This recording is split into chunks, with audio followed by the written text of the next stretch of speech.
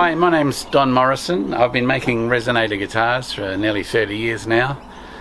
And what we're going to do today is show you how I made this one. This is guitar number 454. And we're going to show you the details of, you know, if you ever got keen to make one at home, you might be able to get a start by watching this.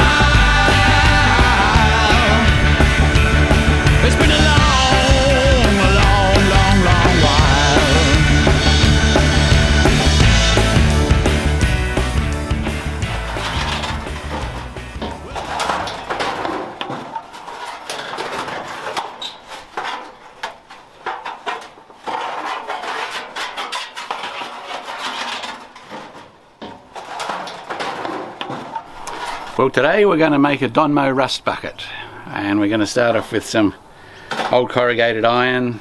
It might be from around 1920s or so, and it originally came from up in the Riverland near Renmark somewhere. From a mate of mine collected it for me off a fence. And the first thing we need to do is flatten it out so that we can start making the guitar.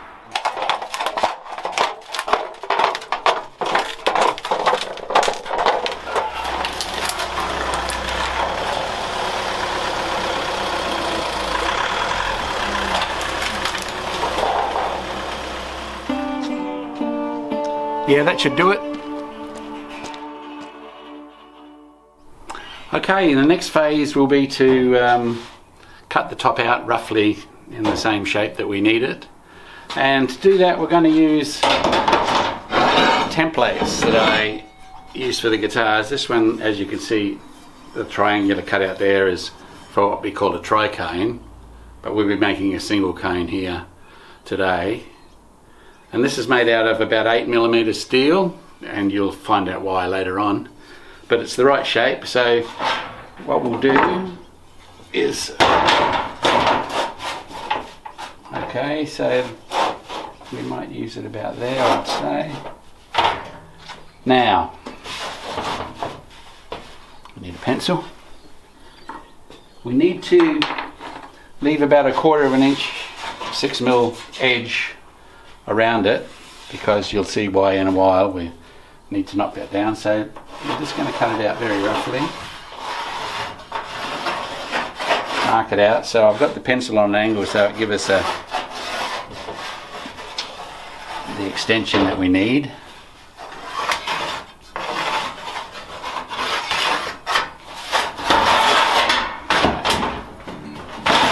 There's our shape. I need to cut it out. Gotta put my glasses on.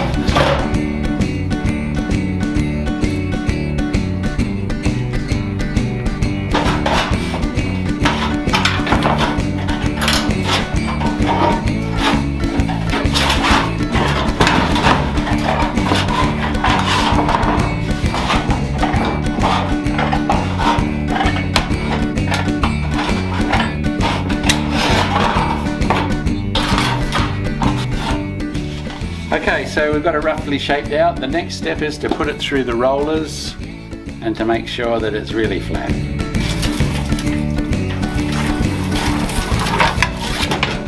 Just to get it as flat as we can. That looks pretty good. Alright, next step is to start shaping the top. Well, I waste all my money. I spend it all on food and rent. Yes, I waste all my money. I spend it all on food and rent. When I get paid on Fridays, that money's already spent. Already spent. I got the trickle down blues. I got the trickle down blues. I got the trickle down blues, and it's bringing me down. I'm to knock the top into shape. I'm going to use my template that I explained before. It's about 8mm thick of steel, very solid, and we sandwich the plate between two templates. I know at home, if you're thinking of making one, you won't have anything like this computer cut steel, but you can make them out of plywood like this one. This is my parlour size guitar, which I've cut out to the shape I wanted, and then covered it in epoxy resin to make it stronger, and then it withstands the metal bending and the hitting with the hammer and stuff. So that's one way you can get around the template shortage. So what we do, we put metal on there.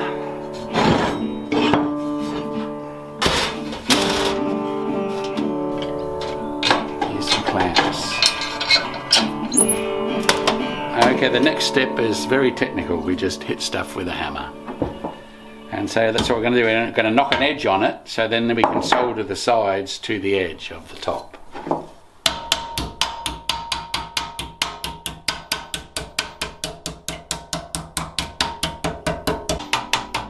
I've seen a lot of people, or some people, when they're making one of these, they cut slots into the corner, but that's not necessary.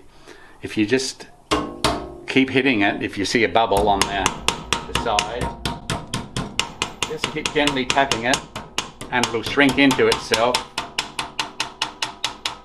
and become usable.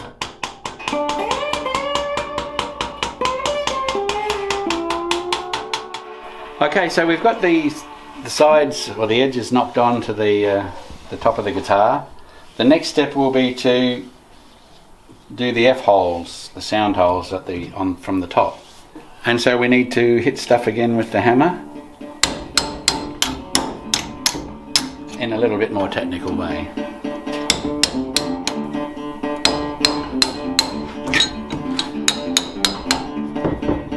Okay, so the next step is to take the top out, because if we hammer these F holes down really flat and smooth, they'll cling to the template and we won't be able to get it off. So the next step is to grind the remnants, all that extra stuff that we don't need anymore. We've got to grind that off and then have another go at knocking the holes smoothly.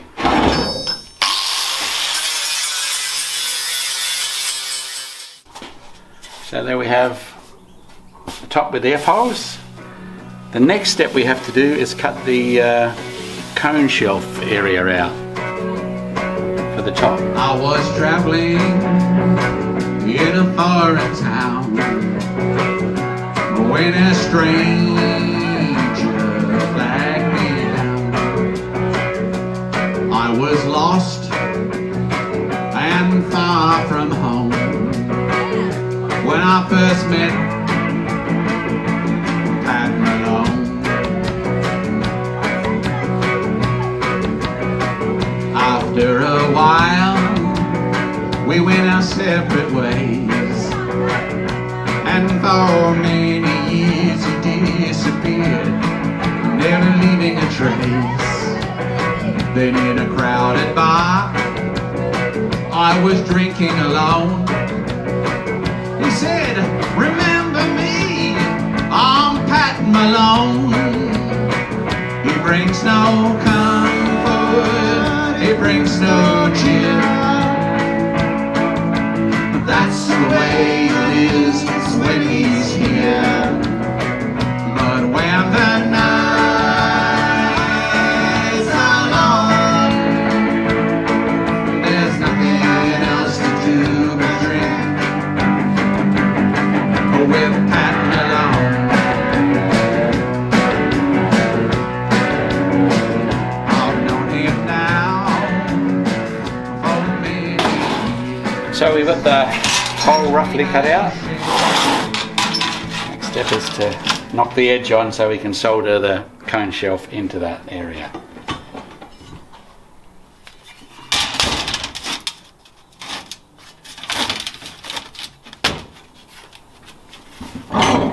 So we need to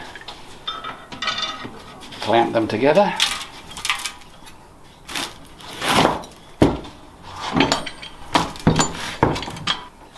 And we just do a lot more hitting with the hammer.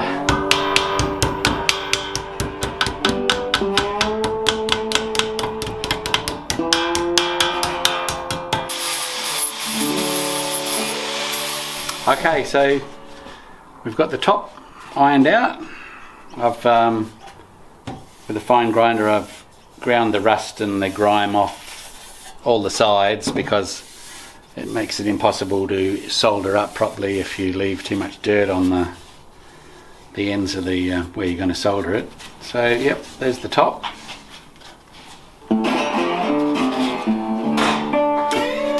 Okay, now here's the back of the resonator guitar. It's Lysart Orb, Australia. We didn't start making corrugated iron in Australia until about 1922.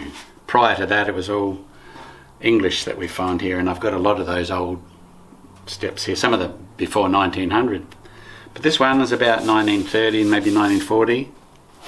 And the back's quite important to the sound of a resonator guitar, because if it's too tight and too many braces on it, it doesn't give that reverb of the, reverb sound that that sounds good on a resonator guitar. So one of the ways to get the back to be tight but not be boing in and all that is to put a curve in them. So the next step will be to put a curve in this, a very technical exercise actually, but as you'll see. But before I do that, I just want to point out, this is Lysart Orb from 1960. You can see the 21st of the 9th, 1960 is the date that it was made, and it's much more brittle than the corrugated iron that I use, and you can see why. See how it's split there when I was trying to flatten it, and if you knock an edge on it, that just cracks off. So you've got to use stuff from perhaps the mid-50s, prior to the mid-50s. Anything after that is too brittle to use. So this is the guitar I call the Perponda guitar, and Perponda is it's actually a locality, not a town, out in the Mallee. And my father, when he was young, his mother got sick, so he had to go out and live with his aunt and uncle for a while, and they were in Perponda.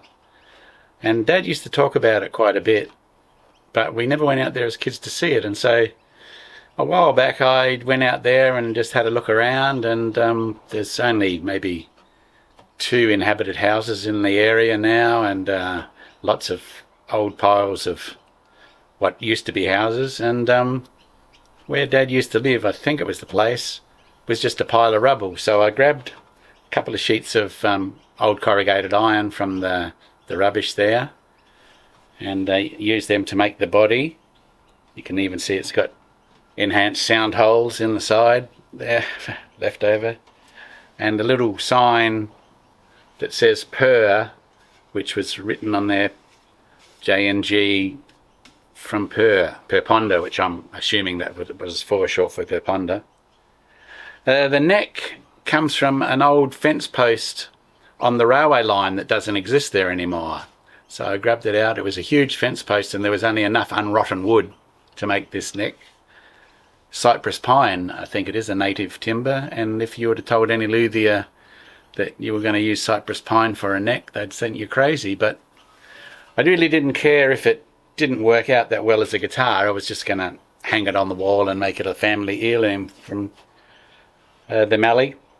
But it sounds great, so I use it all the time when I play. It's done about 60 gigs a year for about 10 years, so it's really resilient and strong, and the fretboard, the cypress pine fretboard, is really hanging together well. So I learnt a lot about that. It's not actually what sort of wood, but it's the right piece of wood that matters.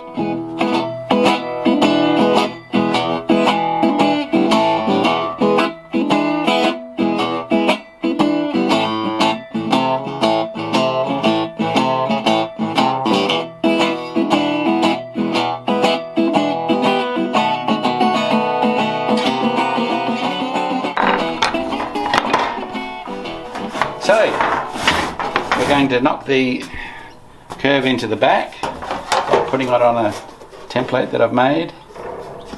Clamp that in there.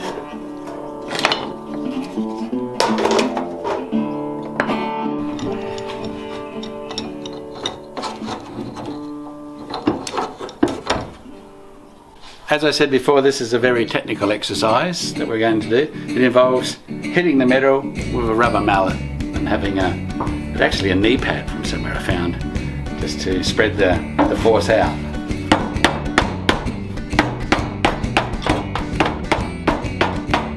I think that'll do it. Enough technical input into the metal.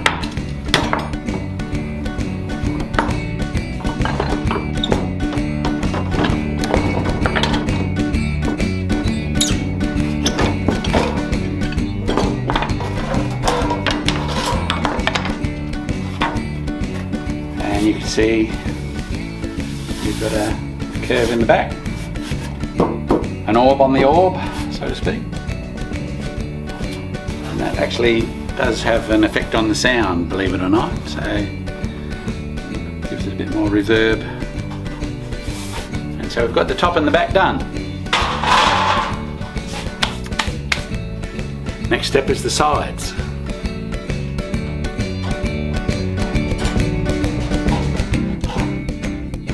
Okay, so this is the first metal-bodied guitar that I made that was good enough to put strings on.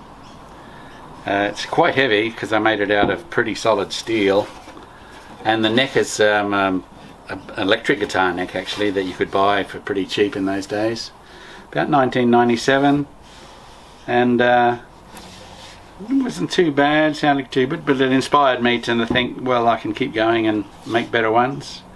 I did use it live to air on a radio show once called the 3D Hillbilly Hoot on 3D radio, and I thought, oh, I need a louder guitar, nobody can hear me, so I made this one and used it a few times. But yeah, the first one ever to put strings on. Okay, so the next step is the side of the guitar, and I've got a previously rolled flat piece of old corrugated iron that I've cut out. I use a side about 82 millimeters deep. I found over the time that I went down to about 70 millimeters, but having a slightly wider body gives the sound a little bit more body and so forth, so that's why we keep it there. And because we have to solder it up, and old corrugated iron has got a whole pile of rubbish on it, I have to grind the area that we solder it clean.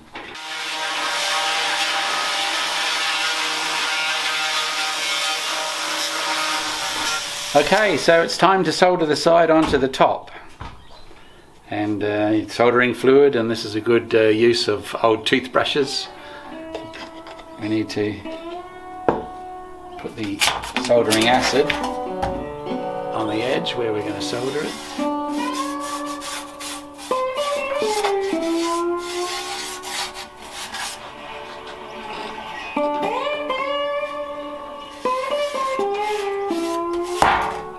I'm sure there are probably a lot of videos and books on how to do soldering, so I won't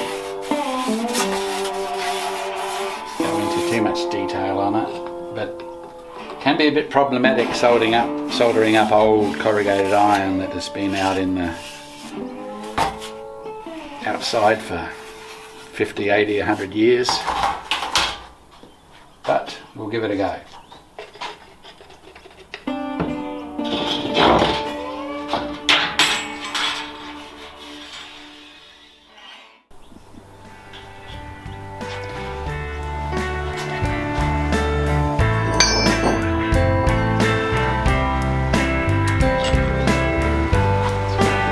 solder.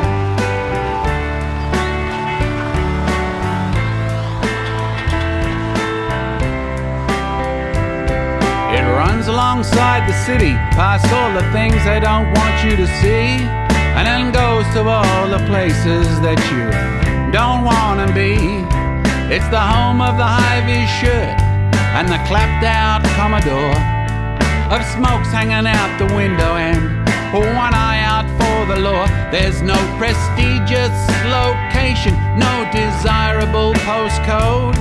There's nothing up and coming on Grand Junction Road.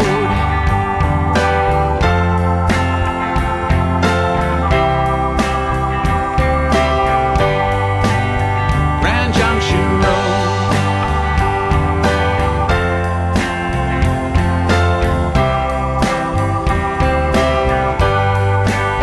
At the IGA, near Addison Road, then do their best to keep it clean, well stocked and in straight rows. But in the car park, there's a deal going down between young men so far gone they're barely human. And on the corner, there's a girl so stoned she can hardly stand, when just a mile or two down the road she could be kicking her heels off in the sand.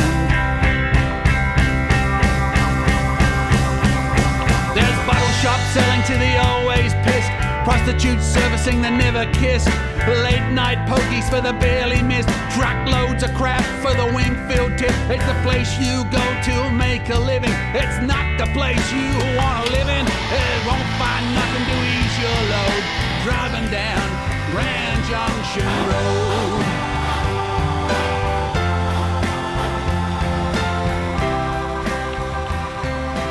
Okay, so that's phase one of the soldering done. When I've put the back on, I'll go around and fill all these gaps with solder and grind it down so it's a smooth side. So we just need to clean off the acidic soldering fluid to make sure it stays clean.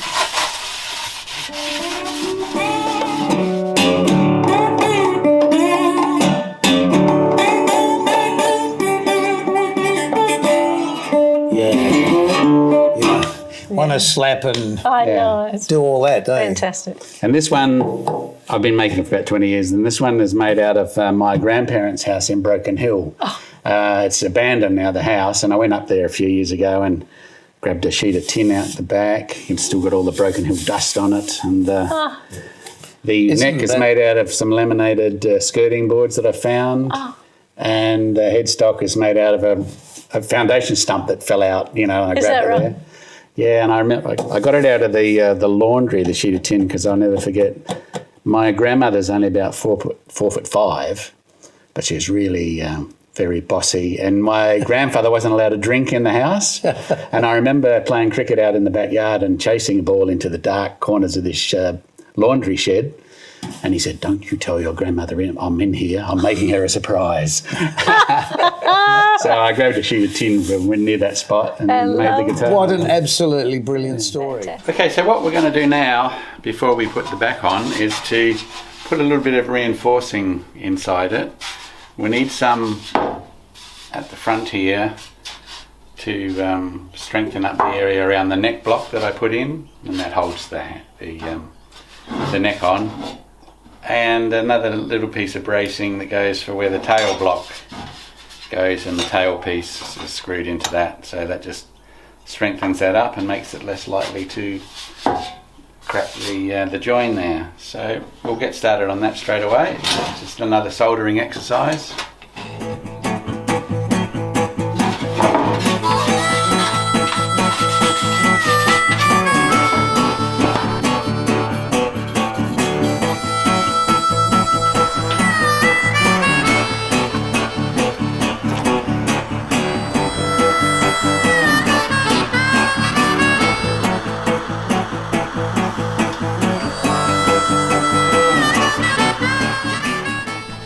Okay, so now we've got the braces on, one at the back for the tail piece and one at the front for the neck block. They're soldered to the front. We'll put the top on and solder the rest of that to the back to spread the load over the... That's one of the reasons I put that in there, is to spread the load rather than at the two joints here. It spreads it over the body of the guitar and makes it less likely to crack, or almost impossible. Okay, so the next step is to prepare the back to be soldered on, and what that really means is just gently grinding off all the corrugated covering and the dirt around the side so that the solder will work properly. I'm going to put this down on a bit of carpet because we can, if we're not careful, we can grind the lysart and the signs off before I have a chance to cover it with some finish that'll maintain it. So we'll put that down on the carpet and give it a quick polish up around the sides, and then we'll get into the soldering.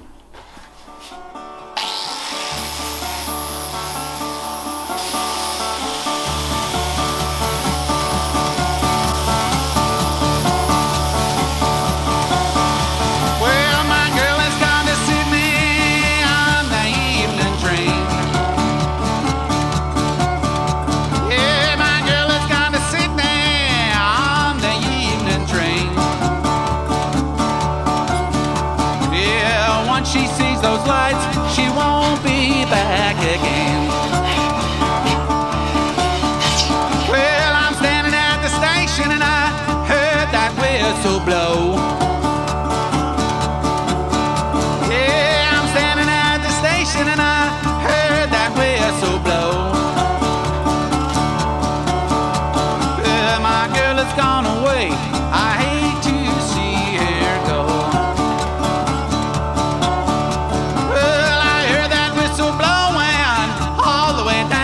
Track.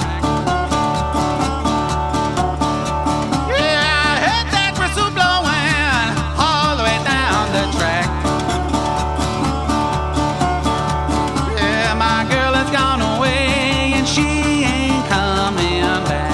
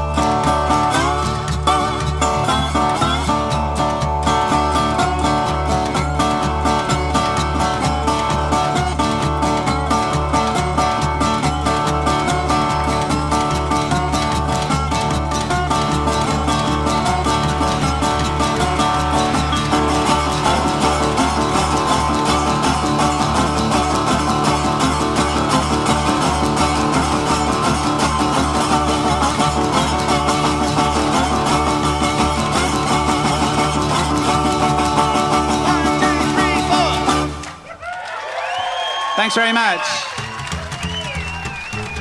So now the next step is to clean up the soldering joints to make them smooth and attractive to the eye. So that's start with a 120 grit grinding wheel.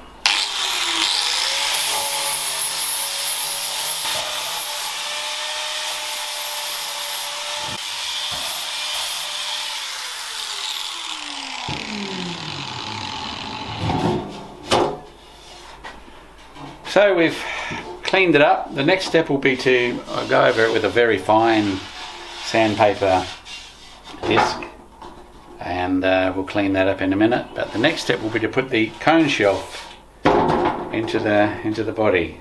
We've got the sheet of steel, corrugated, not corrugated, but galvanized steel, and we need to knock an edge on it so that the cone can sit on the edge.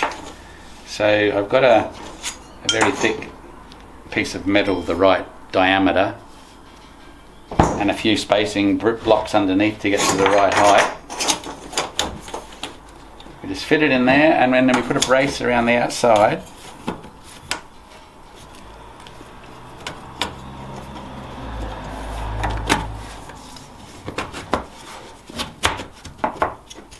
As you might have come to expect, now we're just going to hit stuff with a hammer for a while.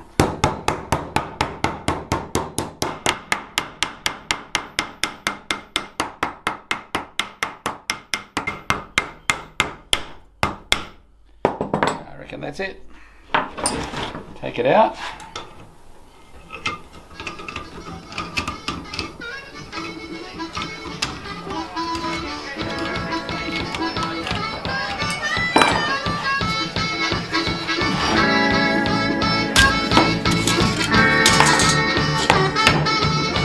The cone shelf ready to go.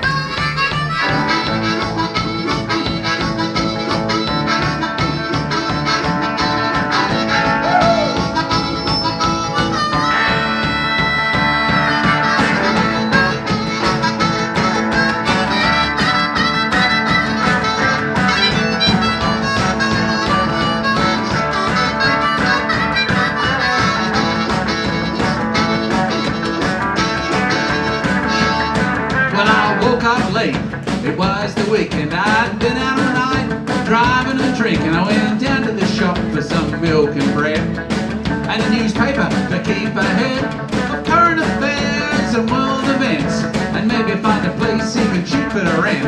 I opened the paper, up to page 3, and there was a picture of me, but oh no, it didn't look good.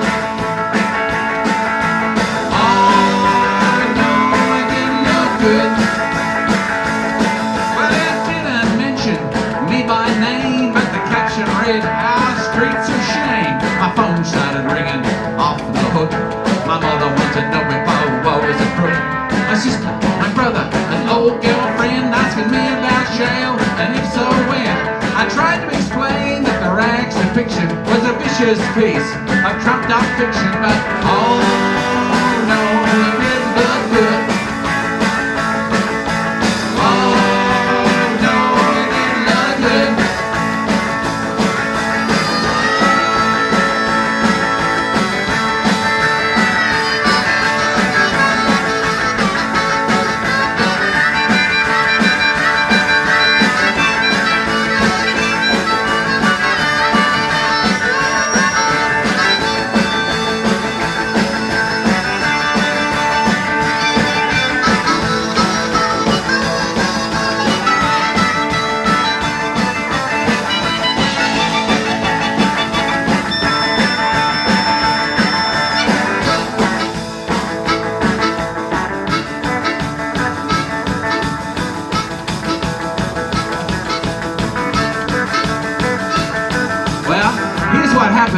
These are the facts.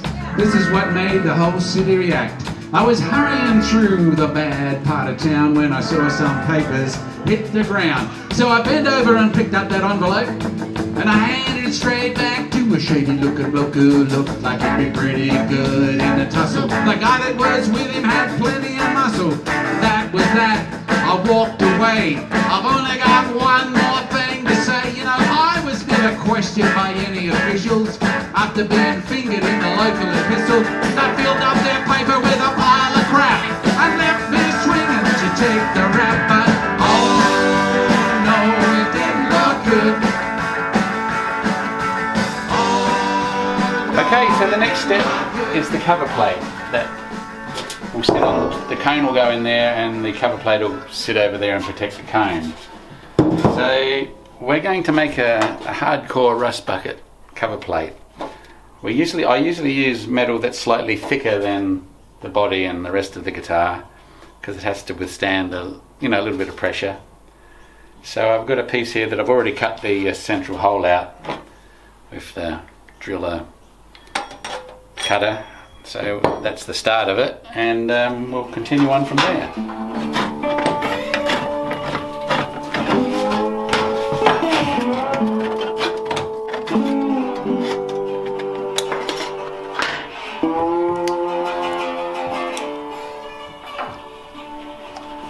Okay, so we've got our cover plate blank locked into the template. First step we're going to do is knock an edge on the centre of it that surrounds the biscuit bridge to just give it a bit more strength,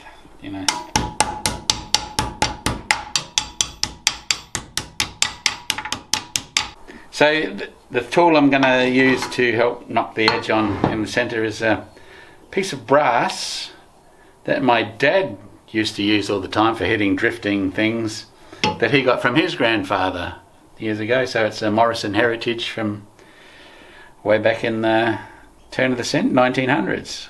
So that was always good always feels good when I use it.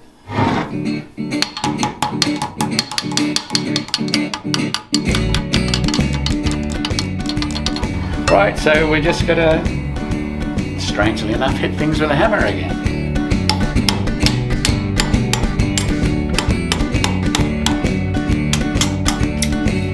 Sound holes.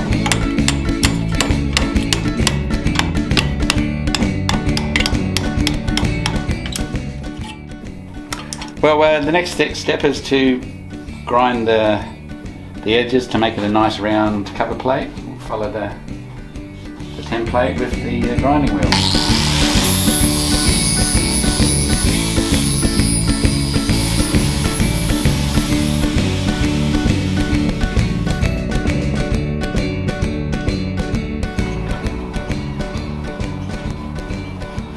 For about the first 10 years of building guitars, I would make them out of brass and nickel plate them, which is pretty much how the national guitars were all at the time. Nice and shiny.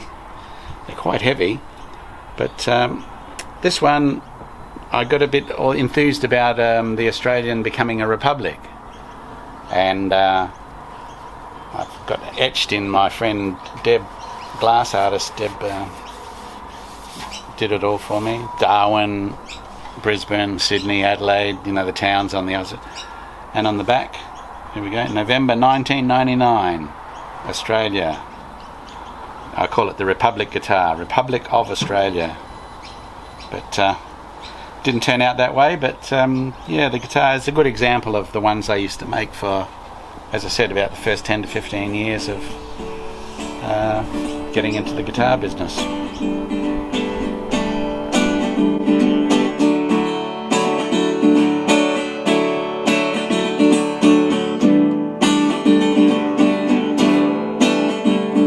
I don't know where you are, I don't even know your names, but I know you're out there somewhere, so I'll write this just the same. I trust this finds you well, I hope life's treating you okay. I know this comes out of the blue, but there's something I'd like to say. Just found out your mother died quite a while ago. Nobody told me, there's no reason I should know. But you see, I knew your mother in my last year at school. She was in the brainy class and I was a sporting fool. She took a shine to me, I've got no idea why. She was the first girl I ever kissed and the first to make me cry. I called her mine and it didn't last very long. She let me down gently, said it was time to move along.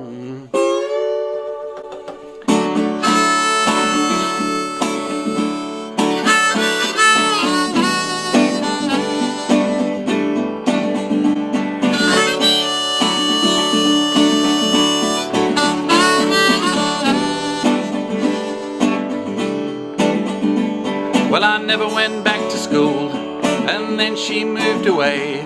I heard her name mentioned now and then, till I found out yesterday.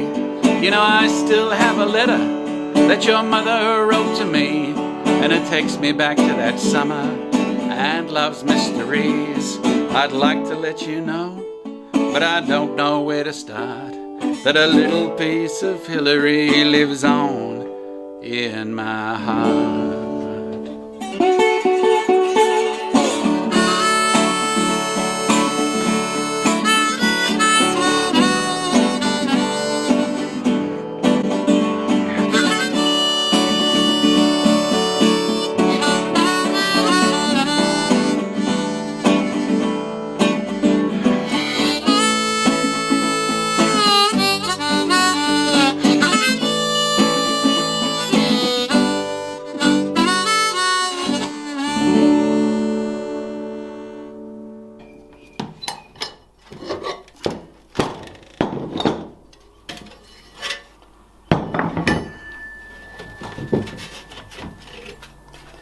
I know it looks very rough now, but once we've cleaned it up and that, it'll still maintain the patina, but it won't be anywhere near as coarse looking.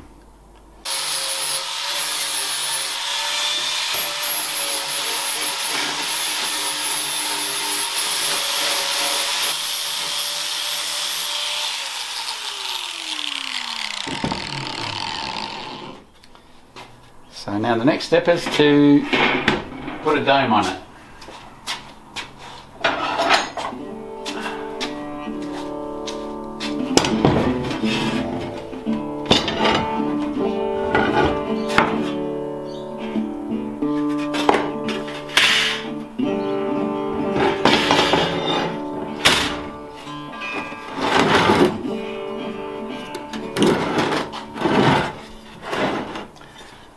Make sure we get it in the center.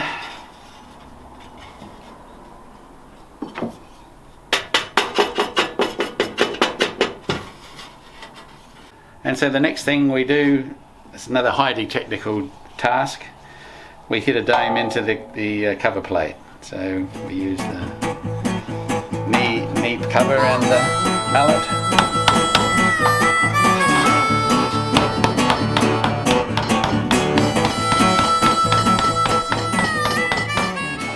So there we are, we've got the cone, we've got the body. I'll just show you how it goes together. That is the cone, aluminium, spun aluminium, very thin, and that makes the sound. That fits in there on the cone shelf, and the cover plate goes over the top, like that. There's a lot more work on the body to be done, basically just cleaning it up and making it feel nice and smooth, so you know, cutting your fingers when you pick it up and things like that. But there it is, so the cone fits in there, ready for the next phase, which is tidying up and putting the neck on, the guitar neck. Well, the Broken Hill guitar has a much younger sibling, the ukulele. I've made about, as I said before, about 80 ukuleles, and this one is made out of the Broken Hill material as well. You can see the Sun brand tag on the back. But yeah, it's the ukuleles were going crazy for a while. There was a big craze.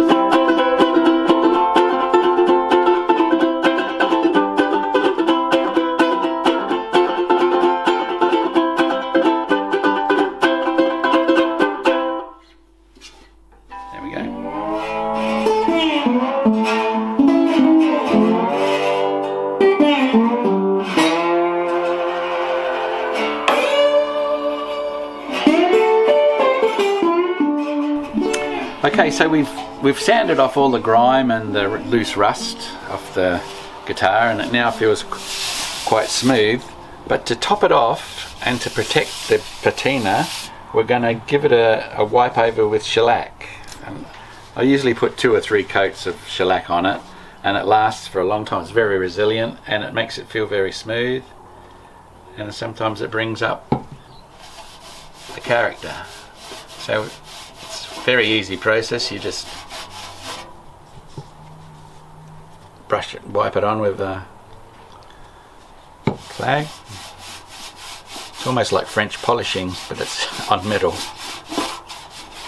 Okay, so we've got the body all ready to go. The next step is to connect the neck. I won't go into the details of making a guitar neck because it's exactly like, you know, every other guitar, acoustic guitar.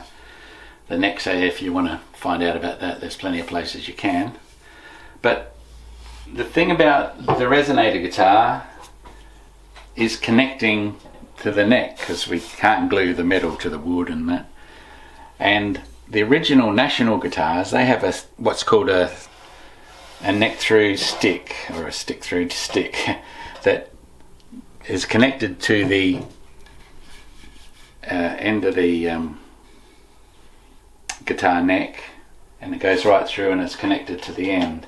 But I use what we call a neck block, and just quite a solid block of wood, and it goes into the inside, into the guitar. Fits nice and tightly there. Right, so the neck block, there's 2 holes in the neck block, and we have these furniture screws, and you can see them, and they're 4mm Allen key bolts with heads on there, and they go into these inserts. They're furniture inserts. I'll show you one. There's one there. They screw into the neck, and they've got a thread on the inside of them, so they drill a hole, screw them in there, then I put a bit of super glue in there to make sure they're firmly attached. And so that's how we connect the neck to the body, and we bolt that on. And as well as that, once the neck is on, we need to screw the neck block into the guitar, because before I didn't used to screw them in from the top and the bottom, and sometimes, or occasionally, very rarely, they would crack the join. But by screwing them in, you spread the load around to the top and the back as well as the corners. So we'll do that now. We'll screw them in, and that helps provide some strength on the inside neck block. So there we go. Put 2 screws there and 2 there.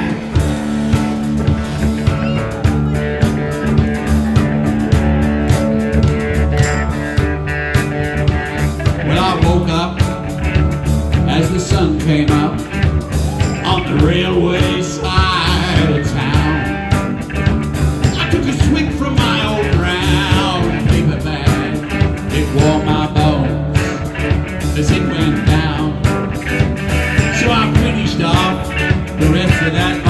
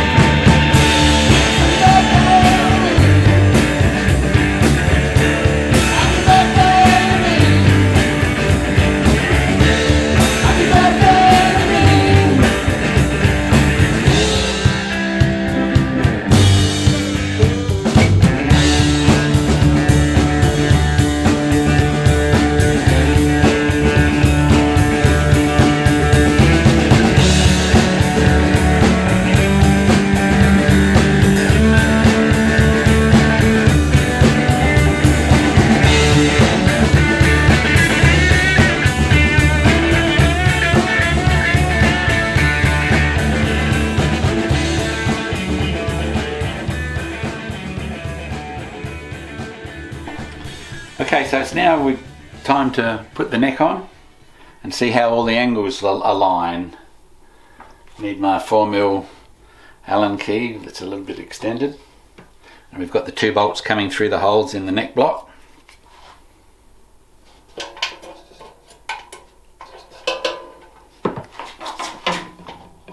Get the first one in, there we go.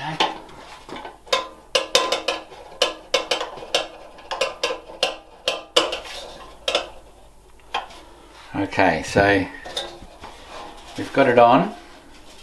Now we've got to make sure or check that all the angles align. Now we've got to see that what needs to be straightened out or re-angled. So we'll go from the middle of up to the middle of the yeah, it's pointing a little bit towards the base side, so we've got to take it off and do a little bit of sanding to straighten it out. Okay, so I'm going to remove a little bit of wood from the base side of the neck here, and that should straighten it out enough so that the strings will go straight along into the cone.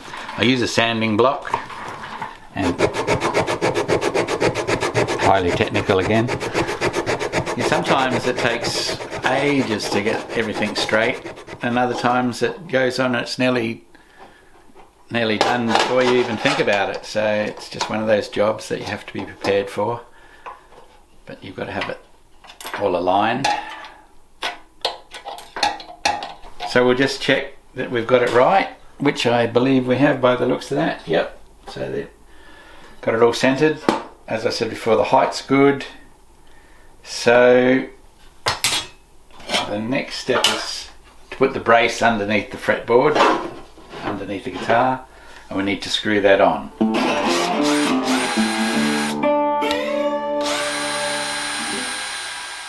Okay, so we've got a little mushroom support that will go under the board that we just put in under the fretboard, and that will give the back a little bit of strength and keep the fretboard stable.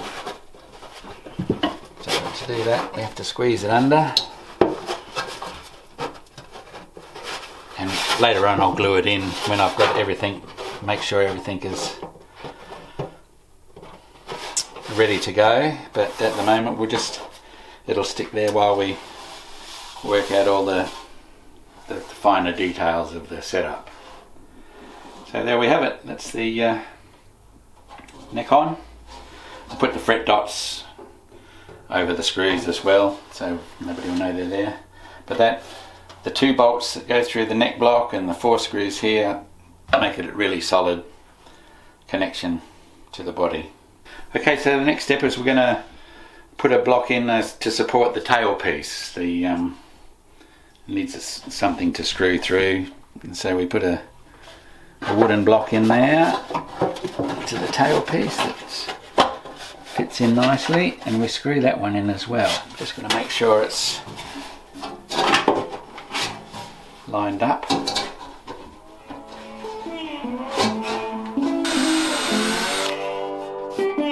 that one in.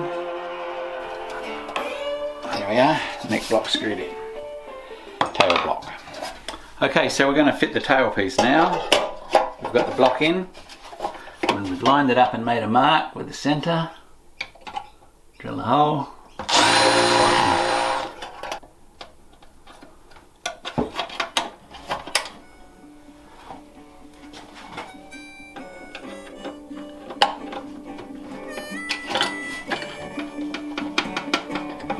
So we're getting there. We've got the neck on and straightened. All the angles are right. The next step will be to make a nut so we can put some strings on it. Put the cover plate on, and we'll see that everything fits once we've got the strings on, and then I can do all the final, the gluing in of the braces and things out there once we've ensured that it's all together. The oil light comes on outside and undrew. If we break down out here, not sure what we'll do. roadhouse food near Gundagai. Could be a Horsham or Hay, Lismore or Yass or Narrabri. Ooh, roadhouse food. Ooh, roadhouse blues.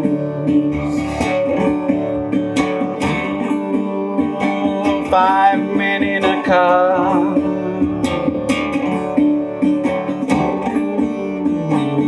5 men in a car.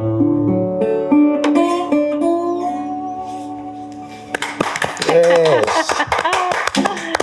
Brilliant. What a great song. Thanks. Well done. And that's what we're missing these days, I think. Honest songs about honest situations. Don, you've been a wonderful guest. Thank you so much for being with us. It's been a pleasure to be here. It's been a pleasure to meet you officially and to hear your music. Okay, from fence at Renmark to playing a working guitar. I've glued in the braces inside, put the fret dots on, and it's ready to go. And it sounds pretty good.